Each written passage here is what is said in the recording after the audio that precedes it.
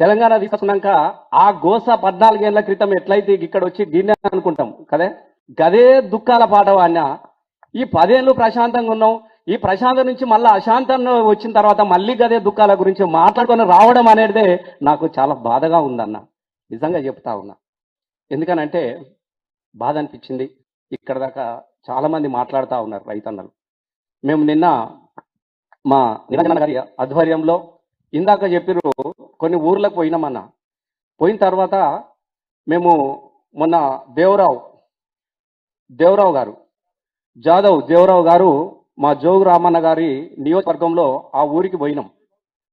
సరే, దుఃఖాలు ఎట్లుంటాయో మనం చూసినాం, కష్టాలను కన్నీళ్లను చూసిన వాళ్ళం కాబట్టి దేవరావు గారు ఆయన పొలం ఎక్కడుంది, సేను ఎక్కడుందో అది కూడా చూసిపోదామని చెప్పేసి మేము వస్తూ ఉంటే తొవ్వల గిట్లే రైతులందరూ ఆపిరు.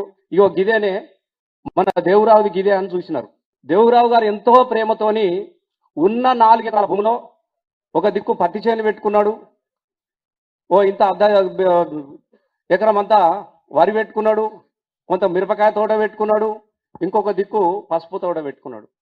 అంటే ఉన్న భూముల్లోనే ఏ భూమి కన్నా ఇంత ధర వలకపోతుందా, ఉన్నదానినే పెట్టుకుందామని చెప్పేసి పెట్టుకొని చూస్తూ ఉంటే చచ్చిపోయి పాప 4-5 రోజులు అవుతున్నట్టున ఉన్నది. ఆ వరి చేనులు నీళ్లు లేక గుండె పగిలినట్టు ఆ పొలం పగిలిపోయింది. ఇట్లా నాకు అప్పుడు అనిపించినది. వరి చేన్లు అడిగినాయి, సావు అయినా పండుగ అయినా కాదు, సప్పట్లు కొట్టాల్సిన సందర్భం కాదు ఇది. వరి చేన్లు అడిగినాయి, నీళ్లు దాపెరైతేడాని. మేము పోతా ఉంటే ఆ వరి చేన్లకు పానం వచ్చి నా దాహం తీరుస్తారో ఏమో, నా పగిలిపోయిన గుండె మీద నీళ్లు చల్లుతారేమో అని ఎదురు చూస్తున్నటువంటి రైతన్నలు కనబడ్డారు. చచ్చిపోయిన రైతన్నలు ఎదురు చూస్తున్నట్టు కనబడ్డది నాకు. వరి చేన్లు అడిగినాయి, నీరు దాపెరైతేడాని. పసుపు సేను అడిగినాది, పానం పెట్టెరైతేడాని. పత్తి సేలు అడిగినాయి, నెత్తురు జల్లెరైతేడాని.